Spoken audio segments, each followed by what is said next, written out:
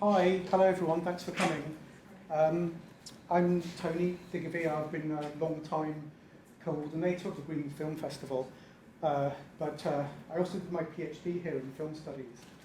I'm really fascinated to hear what our host for today, Dr. Iram Qureshi, has to say about her experiences of making a film during the COVID pandemic. Iram, I know, has made a film called Only Love Matters, which is a cracking little film, and that's been doing the rounds, doing the film festivals, and has received a myriad of awards and accolades, and quite deservedly so, I think. And she's now in the process of finding distribution for her movie, either maybe through a streaming service or cinema, or hopefully both, fingers crossed. So on that, I'll leave you in the hands of Dr. Iram Qureshi, and thanks. Thank you very much. Thank you all for joining us today here. As Tony said, I'm Dr. Iram Qureshi. I'm a media academic and award-winning film and television producer and director. And I'm working for Cambridge University for past more than 10 years, since 2011 as an assistant examiner. My research, my doctoral research, and some other researches as well that I've done, have been based on women. I've worked in my PhD on a woman director from 1950s British cinema, and I've worked on post-war British cinema as well. My work in film and TV actually includes feature films, TV drama serials, branded talk shows, as you can see, documentaries, and Only Love Matters. It's the first feature film in the cinema history that has lead intersex characters set in the UK. And it has won over 30 awards and for production, direction, and makeup, hairstyle, everything. This movie was filmed during COVID, and I will come back to my experience on and off during the workshop. First of all, the goals and objectives of this workshop. One of our goals for today's workshop is to give you an insight on the relationship between film and environment with each other and with the relation to COVID. Because we were expecting audience from both media and non-media backgrounds, as we have here. So hence, I'll keep it very simple and understandable, avoiding the technical terms as much as I can. I'll briefly explain how the filmmaking has been affecting the environment, the technological advancements that has developed and helped in reducing the impact and the efforts that are being made by some authentic bodies, agencies, organizations, and the film community to make film and television productions more sustainable. We will also then look at how COVID affected the environment and the film production. And lastly, we'll see how the fiction films are creating an impact about environmental issues. We'll have some fun activities in between, maybe some question answers, some props that you can see on your tables.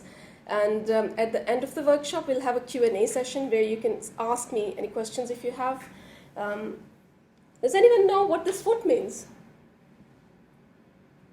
Yeah? Carbon footprint. Exactly. Carbon footprint. It is usually known as carbon footprint or CO2 footprint, which means when we carry out a task, how much CO2 is produced or carbon dioxide is produced in the consequence of that task. I will be referring to the carbon footprint frequently in the workshop. Okay, before we go into any details, let's have a first activity. This is so that you have a good idea of the environmental issues and you would know that what I'm talking about. You can see a list of some of the biggest environmental issues which are widely in discussion currently. They're not the whole list of environmental issues, but some of the issues. I want you to make, you're already sitting in the groups, so I would like you to take 2 to 3 minutes, discuss in between yourselves, and write in 1 or 2 words, each group, you've got pen and paper there, which environmental issue each of these props point towards. You've got wooden furniture there, you've got vehicle, you've got a plastic bag, a battery, a picture of an animal, and a plastic glass as well, or a bottle. So if you can take 2-3 minutes, just discuss, and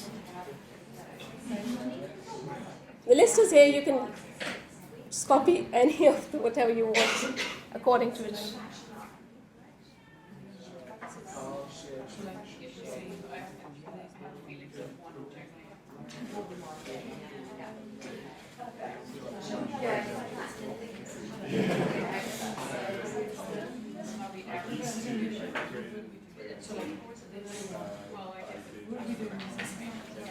Okay, so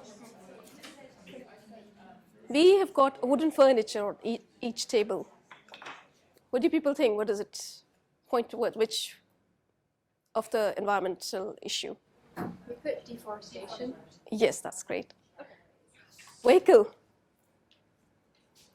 Bus. Your bus that moves. Oh, the bus. Yeah. No, the bus we put a few down, but mostly pollution, but also acid rain we put down from pollution. These creates many issues. It can go in any of them. Yeah. What else? As water pollution and waste disposal as well. Yeah. What about picture of the animal? So the picture of the animal, we weren't entirely sure if it was the things that were affecting the animal specifically. Is that what you were after? Yeah, so loss of biodiversity. Great. And the plastic bag. Populations displacing these sort of people as well. I may have been overthinking it. Each of these things, I mean, some of them, in fact, are not limited to one thing. They create different issues. You've got the last one. The bag? The bag. Yeah. Well, for me, actually, talking about COVID, what it brought to mind was the way in the lack of medical workers and care home workers, in the lack of effective PPE, the way they had to use plastic bags and bin bags, as a substitute for protection. Exactly. So that's what That's a dilemma, isn't it? Yeah. But I was thinking also about pollution and animals. I saw the documentary about the animals being killed by Marine, plastic. the marine pollution as well. Yes. You're quite right. That's great. It means that people are well aware of the issues then. Okay, so effective filmmaking on the environment. First, we'll talk about filmmaking on the environment, how filmmaking affects the environment. So when we talk about the relationship between film and environment, it basically has two angles to it. One is the effect of making a film itself on the environment, and no matter if it's a documentary or a feature film. And the second is the film made on an environment or climate change or climate subject. In 2020, The Guardian reported that an average film is estimated to produce 500 tons of carbon dioxide, which is equal to running 108 cars a year. So that is only one film. And it includes all the crew, cast, equipment, wardrobe, transportation, everything you name in the film. However, bigger the budget, increases the amount of carbon dioxide. It can increase up to 4,000 tons per production, but it depends on the budget as well.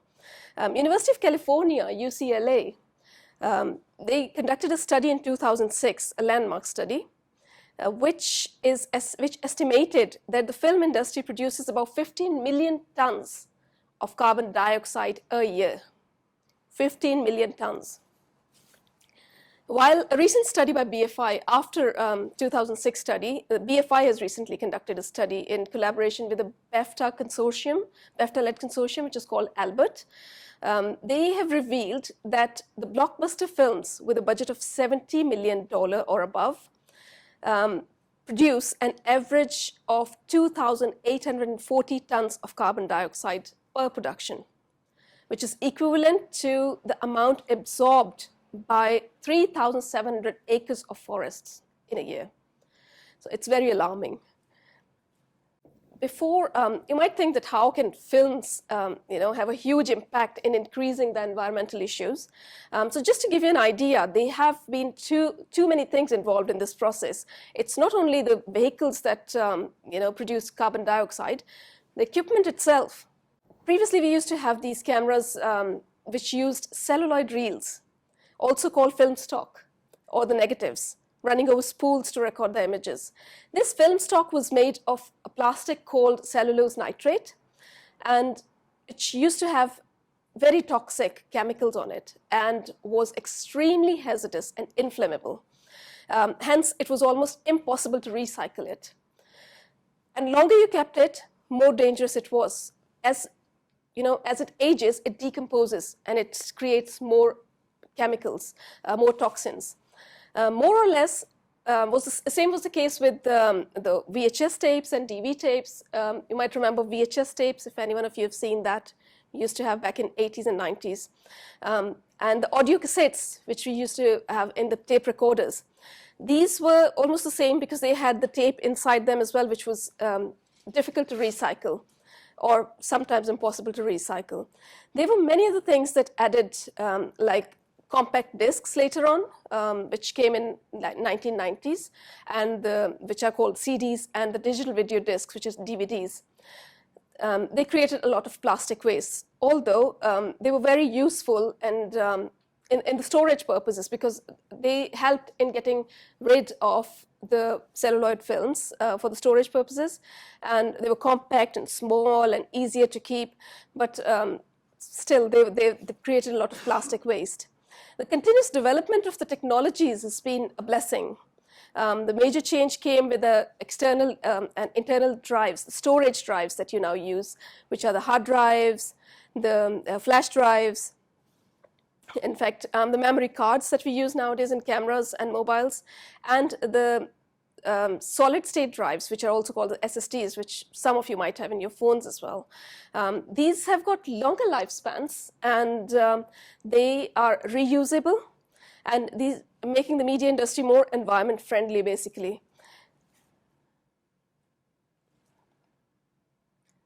Now, there were some other things that also were creating a lot of emission and, in fact, the use of power as well, initially the lights which were used to light up the sets had the conventional tungsten lights, tungsten bulbs. The LED basically both LED bulbs replaced the conventional tungsten lights, although they were still used by some, but LEDs have taken place more, taken over. And we often use LEDs at homes as well, and you might all be aware of it, that they use very less power, they're power saving, very economic as well, they minimize emission. Likewise, the big cranes and jibs, you can see in this picture, there's a big crane where the man is sitting on the top, the cameraman. These used to have, you used to have too many people involved in running this crane and the transportation as well, because of the size and because of the weight it has. When you have to balance it with one side, when the cameraman is sitting, the other side, whether you had to put some people inside that on the other side or heavy weights to balance it, to move it. Nowadays, it's a compact and foldable jibs and cranes are available, which have made life much easier. It was previously very expensive to afford a helicopter. You might have seen the helicopter shoots, the aerial shoots. It was really expensive because it used a lot of fuel and, to hire as well. What now people have done, thanks to the engineers and the tech people, who have introduced things like drones. Now you have compact small drones recording 4K and maybe some 8K as well, and it uses less energy, and just, with little energy, it goes on for hours. And film sets were actually a big source of environmental waste. The construction of sets was more expensive, not only to construct them, but also to dispose them off was a problem, an issue. The sets used to create a lot of rubble, and it was not easy to recycle them because of the material used in them. So the use of original locations green screens and visual effects have proved beneficial. To tackle this issue, the sustainable alternate materials options have been made for this set making and set construction, which are easy to dismantle, to recycle, and to reuse as well. For example, cardboard, which is very easy to dismantle and use. ILM is a company, a visual effects company owned by Disney. It is known as Industrial Light and Magic. They have now introduced, in fact, they're in the process of introducing a new technology which might even replace the green screens. And it will have some virtual sets and the backgrounds of the films, and making the films more convenient and less traveling and waste-free as well. I've got some questions for you here. Which of these are made up of plastic? Surgical mask, polythene disposable gloves, antibacterial wipes. Yeah. Great. It's not one, it's all of them. Which one is easy to recycle? Rate in order from 1 to 3. Paper cup, plastic cup, or the polystyrene cup? Which one is most easier? Paper is the first. I would say it's like polystyrene. No, I don't think it is. I think it's plastic. What's the second one? First one is the paper cup. Number 2? Plastic cup. And number 3? Polystyrene cup. These are all the things which are used during the filming, during the shoot that I'm asking about. Number 3 is which vehicle creates more CO2? Rate in 1 to 3. Airplane, then cruise ship, then train. Yeah. Cruise ship is the worst. Cruise ship is the second one. Yeah. Unfortunately. But it does create a lot of emissions, greenhouse effect. Which vehicle creates lesser carbon dioxide?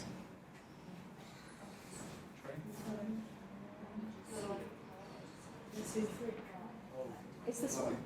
The last one. The motorcycle?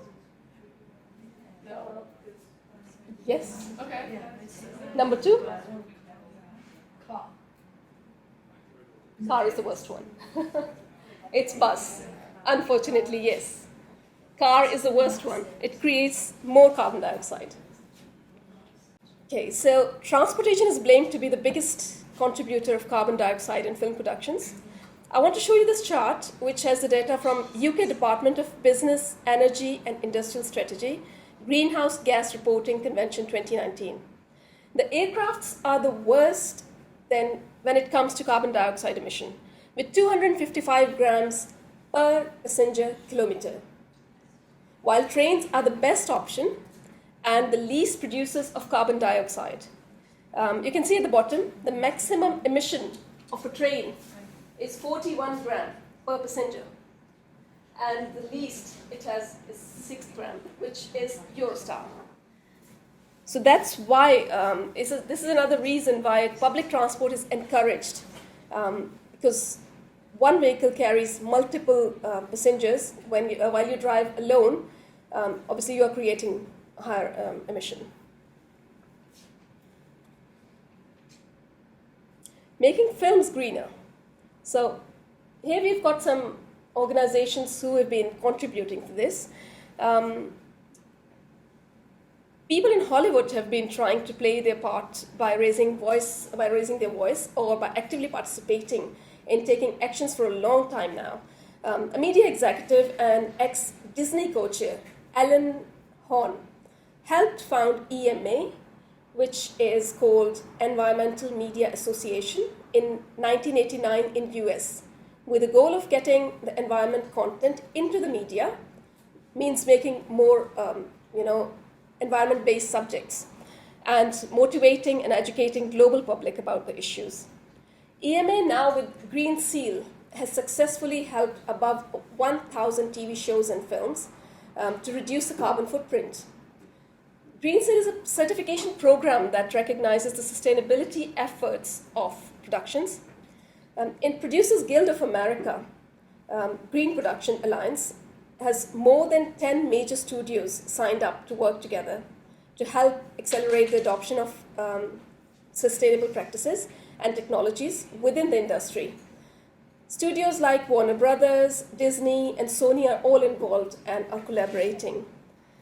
In fact, they have tried to, and they have aimed, basically, they're targeting to reach a zero environment footprint by 2050. And it began with the commitment to plant a tree for the community where it shoots for each production day. So what happens is, basically, this is also called carbon offsetting. You can try and minimize the emission of carbon dioxide as much as you can. In fact, you should.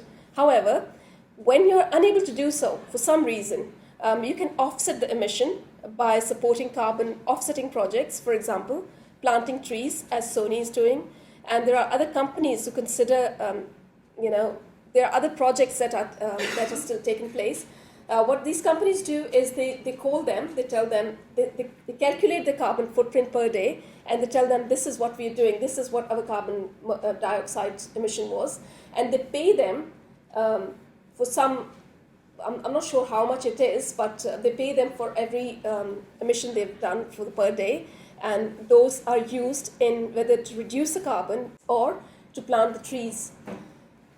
Film London has also introduced the guidelines for sustainable filming in London, and it developed a green screen environmental program in 2016, which was later set for three levels: green, silver, and gold.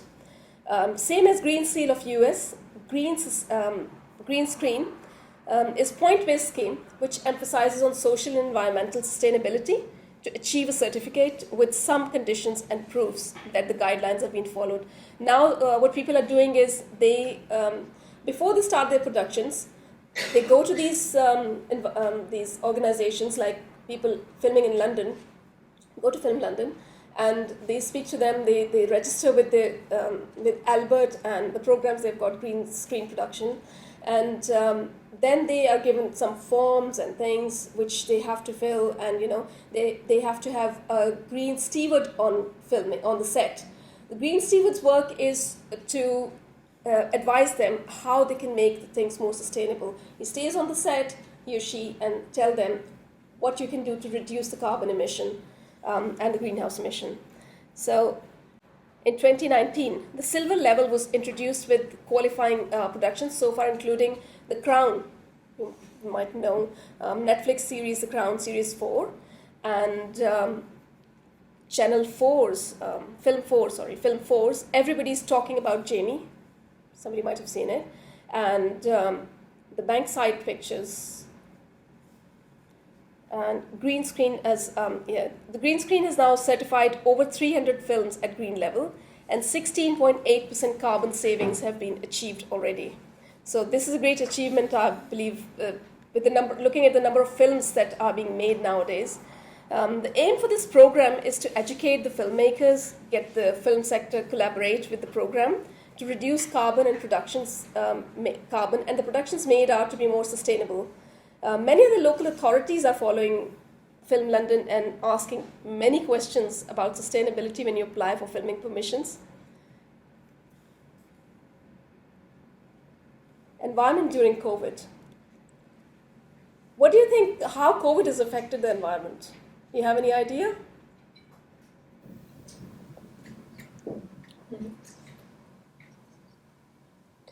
So I remember when COVID first started, Yeah. globally we started going to lockdowns and everything. I remember there being a lot of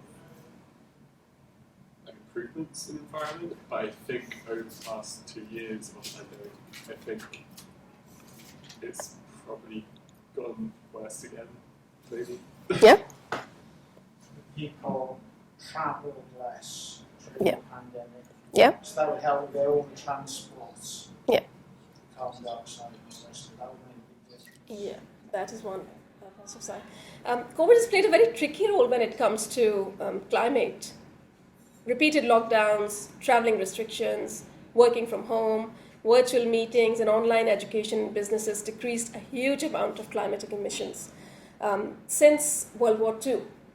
So according to International Energy Agency, IEA, the COVID-19 pandemic resulted in the largest ever decline in global emissions.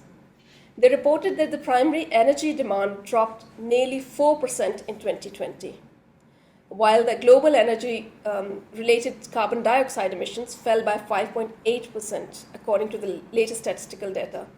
Also, to be absolute, the decline in emission of almost 2,000 million tons, which is broadly speaking equivalent to removing all of European Union emission from the global total. That's how it was. But the drop in road transport activity accounted for 50% of the decline in global oil demand, and the slump in the aviation sector for around 35% as well. As you know, all the flights were cancelled and everything was stopped. Having said that, although it is not a very good time for anyone, it was not a very good time for anyone, the drastic drop of emission made the environment much cleaner. However, on the other hand, the use of plastic increased because of these PPE that was used, the masks, the gloves, all these plastic things, and the increased number of takeaways, shopping deliveries, and so on. There were so many things that increased the plastic use. This is our COVID supervisor on set. So that's how we were on the set. Yes, effect of COVID on the film industry was worst. Very worst, I should say.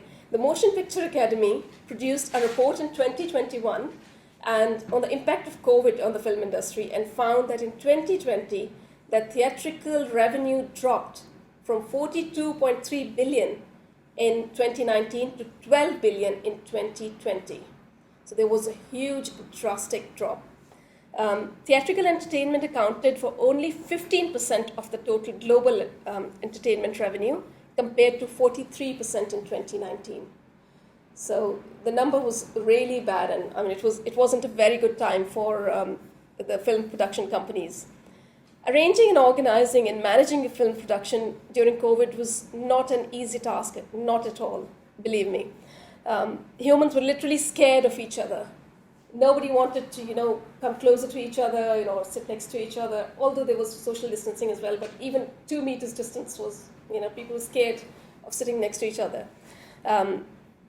Government introduced some regulations to be followed in the film and TV productions during COVID time, and there were fines and punishments if these were not, if not followed and they were breached, the regulations were breached.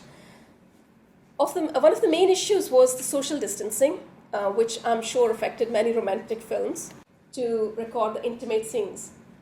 So it was only during location recce and my research for the location permission that I found out that there was something called green productions. I mean, before that I was not aware of it. Maybe it's because in our normal life or everyday life, perhaps we don't pay much attention to these things, and we're not well aware of all those things. I'm grateful to films and media and everything who are creating awareness, and these festivals like today we are attending, they are bringing us more information about the environment and pollution. Due to being in independent production as well, we decided to hire only local crew.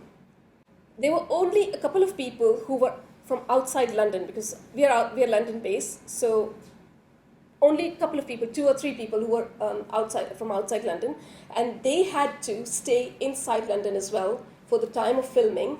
One, to have to travel locally, and secondly, because of the COVID, the traveling wasn't allowed that much. So what we did was, we tried to ask everyone to travel by public transport, either by bus or the trains. And we had a portion of film to be shot in Great Indian Desert. That was only a small portion which we shot. And what we decided was that only one person, which was our director, traveled to that place. Everything was local.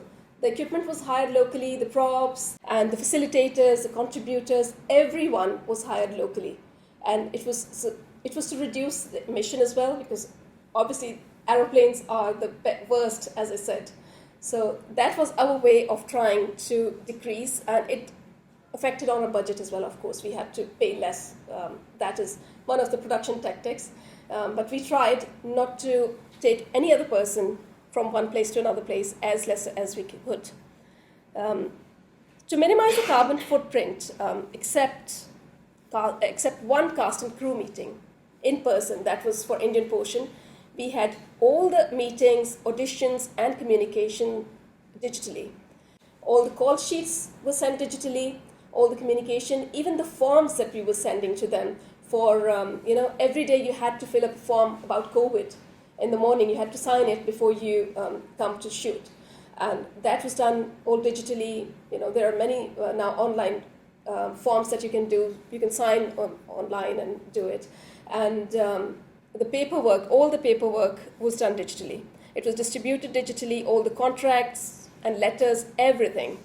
However, due to COVID, there was a requirement of a trained COVID supervisor, which we had on site. And what his job was to stand there in the morning with his guns and everything and check the temperature of everyone who was coming and ask the questions and write down in his things whether they have had any symptoms of COVID in past 7 days or anything. How was the temperature? How were they feeling? So we had to make sure every morning how everyone was. Whether it was, even if it was myself as well, I had to answer those questions and do that with what everyone was supposed to do. So the other requirement was to have COVID stations on the set.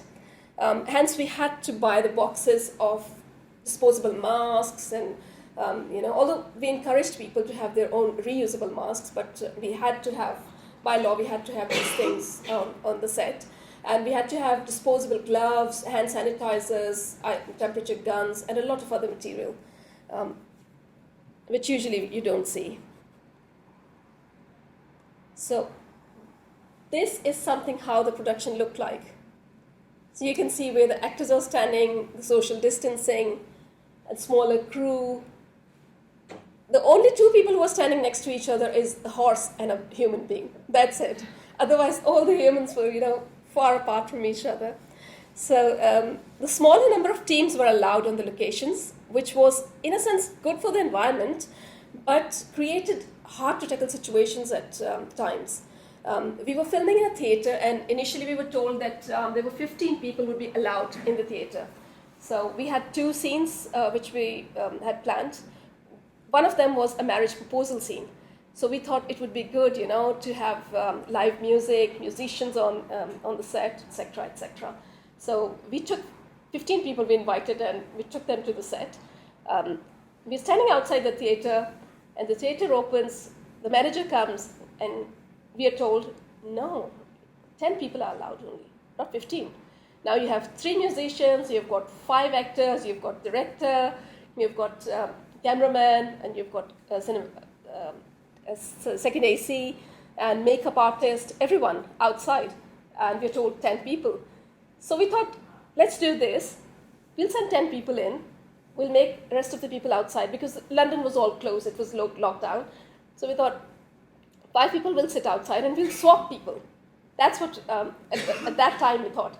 And we'll make 5 outside, sit outside, and when his turn, he will go, and when their turn, they will go. And then they said, no, whoever goes inside, if he comes outside, or if she comes outside, no entry back in. So we had to decide who will go in and who will stay outside. It was a very difficult situation due to this, obviously all due to COVID. So we had to do the makeup outside on the roadside, which was very embarrassing, but we had to do that anyways. What we did was, because of all these things, we tried to hire people who were multitasking in the crew. So if it's a cameraman, he can do the sound as well, for example. And if it's an actor, if it's an actor, he might pick up some, file or something, a script or something, where you can help, in different ways. In fact, the makeup artist, the gaffer, the cinematographer, and even the director and myself had to do some acting roles as well, because we didn't have many actors allowed on site. So whatever we had to do anyways. We were lucky to have such a cooperative team that they did. In fact, they took the initiative, and our gaffer said, "Oh, give me the coat, I'll be the doctor." And he put the coat on, and he passed, from the scene, showing that, the doctor was passing by in the hospital. So that was, that was interesting as well, although it was difficult. So what we had to do was increased cleaning and sanitization. It was a requirement to sanitize all the equipment before each use. If I have touched this mouse and I asked you to please come here and, so I needed to clean this and sanitize this before you could use it. And then you go and it had to be clean again for me to use it back again. So that's how it was. Although it took more time, it was a waste of time as well, but I wouldn't consider it waste of time because it was more, healthier to have it. And each mic, every single thing we had to do, the location, even the chairs somebody was sitting at, the car handles, every single thing we had to clean and sanitize. So what this did was, it was increased usage of wipes, the chemicals, the sprays, and all those cleaning materials. Obviously that included to the emission as well, and the waste. So power-wise, we saved power by shutting down all the equipment when not in use, and using rechargeable batteries for camera and sound equipment. So that's how we tried to save power. Because of COVID, because costumes are also another thing that create a lot of waste in the films. So the costumes, we couldn't rent the costumes at that time, during the COVID time. So we had to buy the costumes. But what we did was, we kept the costumes, some of the costumes we kept, and the props as well, we kept for the future purposes, to be used in future productions, and some we allowed the actors to take them and use them by all means. So not a single piece of costume or prop from our production went into waste or the landfills. So that's how we also tried to make a production greener. Also, we mostly used LED lights. You can see one of the LED lights is there, which we usually use. So we tried to avoid tungsten lights and use as much LED lights as we can to save power, and to keep, to make it more energy. And makeup as well. What we asked the makeup artists was to use as minimum makeup as they could. We wanted to make it more natural, look more natural, and we didn't keep any, heavy makeup scenes and things in our film. So that was another thing that we did. Locations. Due to the lockdown, the hospitality locations were mostly closed, and it was impossible to bring your own extras, to fill the location. Hence, it was necessary to film tactically as well as creatively. So we had to say, for example, you can see there is a person sitting in between who's standing at the back as well. So that's how we all did it. I mean, we made ourselves as sometimes extras or, the acting roles as well.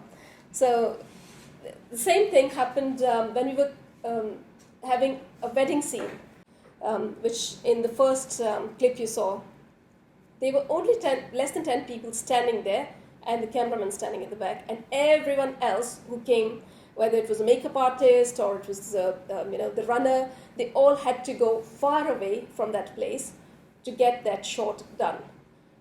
Due to the lockdowns, we had the issue of food, which was not allowed on the set. What happens is usually when the filmings, whether it's TV or in the films, on the productions, you've got you've got catering done, and you use reusable cutlery and crockery. But on the sets, because we were told that strictly no food will be provided by the productions. One of the reasons was also that no insurance company was insuring for COVID. So if something passes from one person to another person, a virus, the insurance company was not going to insure that. So the production would have to be liable for that. So we were told no food will be allowed. So what we told our team was to bring their own food from home, which was more, environment efficient as well, which will be their own reusable boxes or anything. Although not everyone, brought their food from home. They had to, go and buy things, which increased the use of disposable cutlery, disposable water bottles. We also tried our best to ask people to bring their reusable water bottles so that there's less plastic waste. The COVID restrictions resulted in a lot of plastic, paper, and chemical waste due to the takeaways, ready-made meals, and use of disposable crockery, cutlery, water bottles, personal protective equipment, including gloves, masks, shields, sanitizers, bottles, hand wash bottles, paper towels, tissues. These are all the things that we had on the set as well. I mean, that's why, and especially when it comes to plastic lateral flow kits and the PCR kits as well. So now we have some of the famous celebrities who are strong activists, environmental activists. Do you know what do they speak for? Anyone? Mark Ruffalo. We did Dark Water, didn't we, about forever chemicals in the rivers I can't remember which state it was, but it's a test case he played for. Yeah. Mark Ruffalo is actually, he talks about the effects of oil and gas industry on the environment. Leonardo DiCaprio. Anyone? I think he's the most famous actor. No. Yes, he produced the environmental documentary The 11th Hour, if anyone has seen that. And he serves on many boards that support animal and environmental activism, including the World Wildlife Federation and Global Green USA. Brad Pitt. Brad spends a lot of his time focusing on development and sustainability. He is also involved in the upcoming oil business exposing documentary, Big Men. Robert Redford. Robert Redford is a trustee with the Natural Resource Defense Council, NRDC, and he's written several environmental activism blogs for Huffington Post. Arnold Schwarzenegger. He speaks about climate change, and during the 2015 UN climate change meeting, he said, I've starred in a lot of science fiction movies, and let me tell you something, climate change is not science fiction. This is a battle in the world. It is impacting us right now. So he is a very strong supporter of climate change.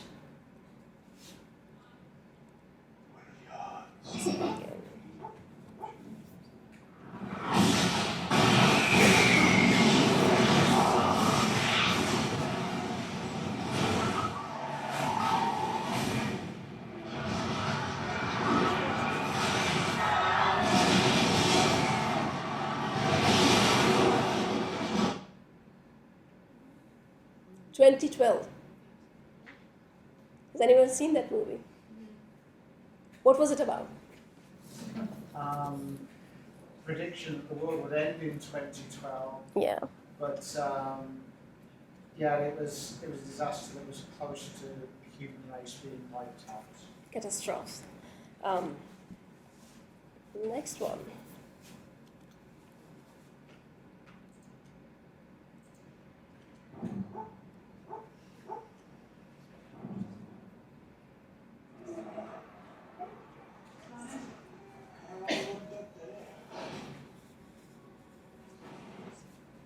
The Day After Tomorrow.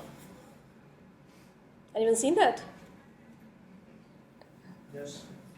Yeah? This is the one where the impact of the climate was we lost the Gulf Stream, and instead of warming, things got very, very, very cold. Yes, exactly. Civilization catastrophic, and people had to migrate from developed countries like the USA to less developed countries to survive.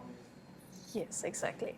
So these two films were directed by the same director, Roland Emmerick, and they displayed catastrophic and apocalyptic and proportions and climatic effects. For this one, this was following the disruption of the North Atlantic Ocean circulation and a series of extreme weather events used in global cooling and led to an ice age.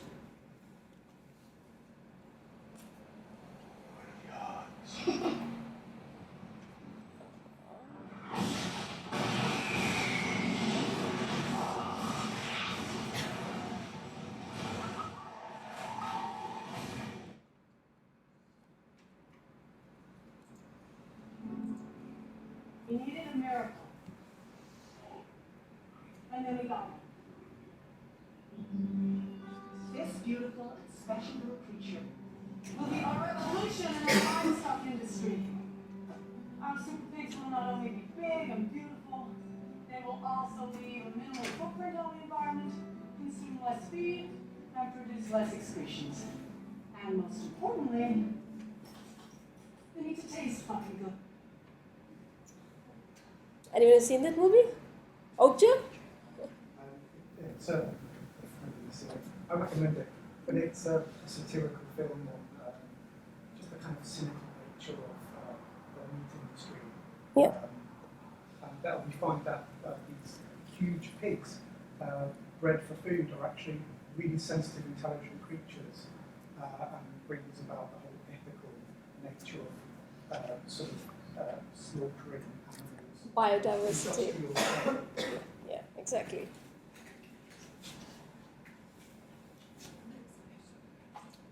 I am close to the edge.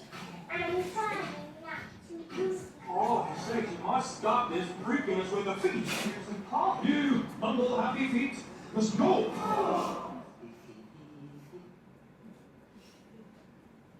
Do we know which movie is this?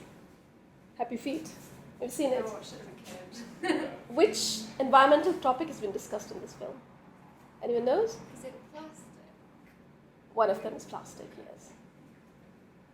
Plastic polluting the water, and there's another thing, overfishing. That was biodiversity as well. People have been overfishing. My hands shake as I write these lines. Are you lost in the light of the land? God forgave us for what we've done to this world. Who can know the moon? Anyone?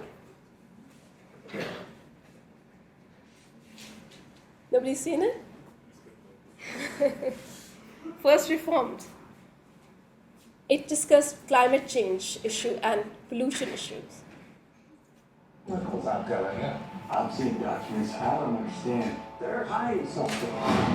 That chemical. But you drank it. Drank it?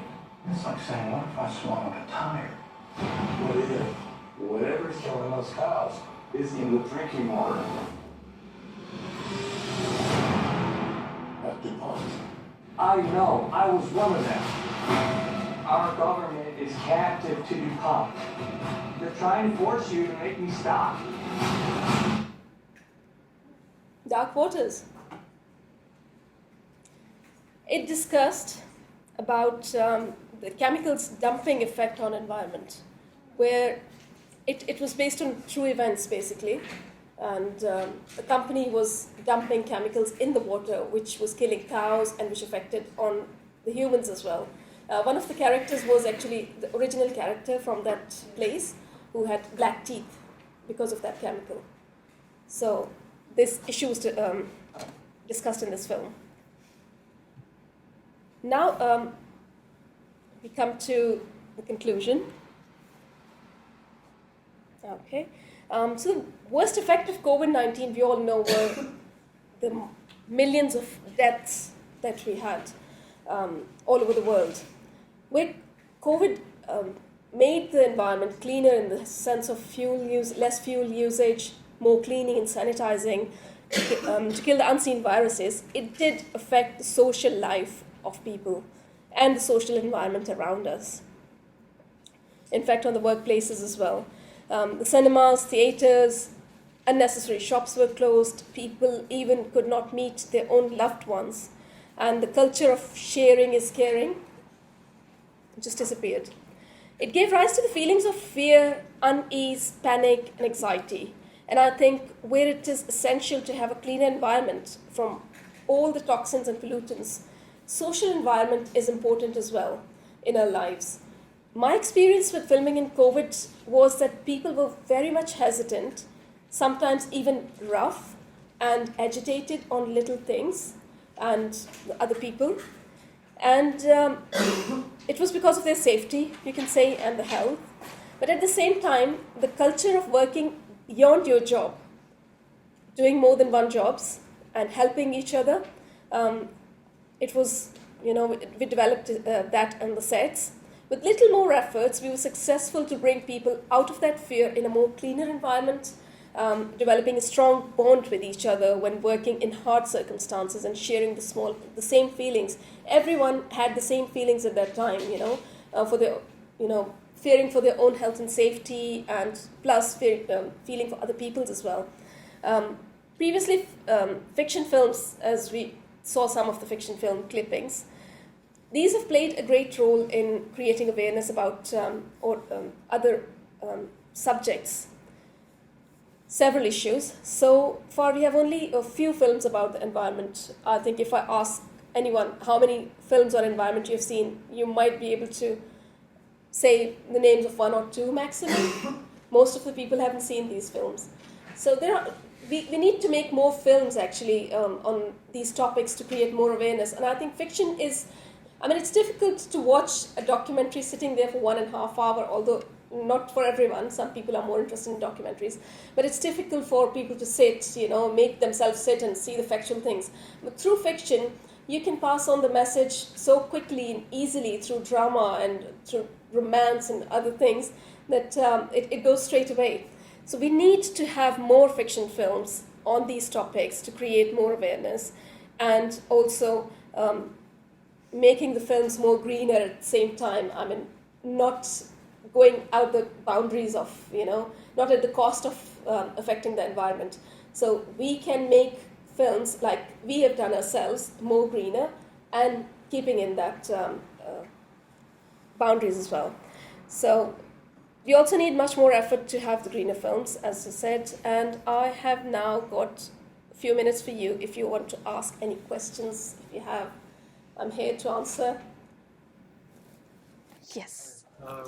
Was it more expensive to go greener, or did it save you money because you had to do less travelling and less? It did save money, you can say. When we were having very less people on the set, we didn't have for some roles where you want more experienced or the more expert people, you didn't have that.